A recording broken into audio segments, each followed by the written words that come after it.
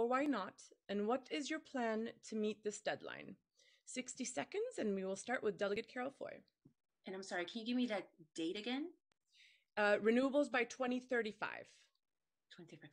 Yes, so I have to tell you that, addressing climate change is the existential crisis of our lifetime. And as a mother of two young sons, it is important that we leave our children with clean air to breathe and clean water to drink.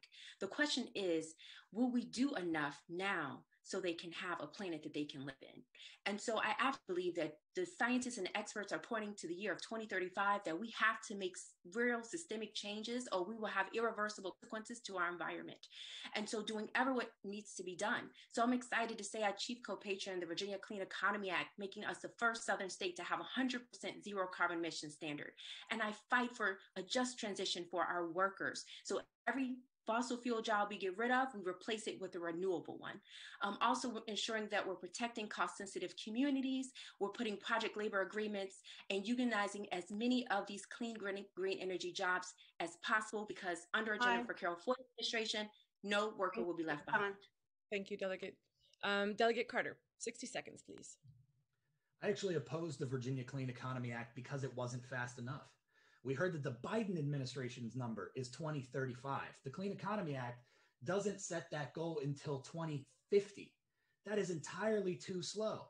And the Clean Economy Act left Dominion in the driver's seat to price gouge Virginia's ratepayers on the clean energy projects that we'll need to get to that goal. And if we let Dominion overcharge on projects now, then when we come up with good projects later, the only thing people are going to remember is how expensive the first round was. And they're not going to want to do it. So we need to get there by 2030, 2035 at the absolute latest. And that transition needs to be in the hands of working Virginians, not in the hands of Dominion Energy. Thank you, Delegate Carter. Next, Senator McClellan, please, 60 seconds. So you can't win the race if you first don't build the car. And the Clean Economy Act began the process by building the car to shift us towards 100% clean energy. And we can get there faster, but we have to do it by addressing both the supply side and the demand side.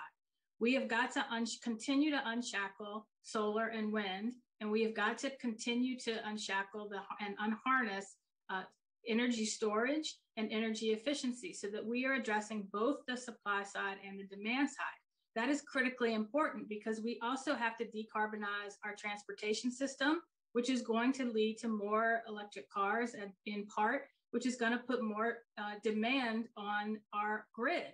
So if we are not unleashing the power of renewables, which we weren't doing in Virginia at all, then we cannot get to 100% ever. But we can get there faster and we will get there faster, but we have got to address both the supply side and the demand side. Thank you, Senator McClellan. Lieutenant Governor Fairfax, 60 seconds, please. Yes, I do agree with the Biden administration's goal of getting to 100% renewables by 2035. And I think this is going to be something that states, including the Commonwealth of Virginia, will have to take the lead on, as we have even prior to that announced by this administration. This current administration in Virginia set out a series of goals to reduce our carbon emissions footprint by the year 2030 by a substantial amount, at least by a third, to make significant investments in renewables, biofuels, and the fuel and the energy sources of the future. And I think that that is something that we have to continue to do as a Commonwealth.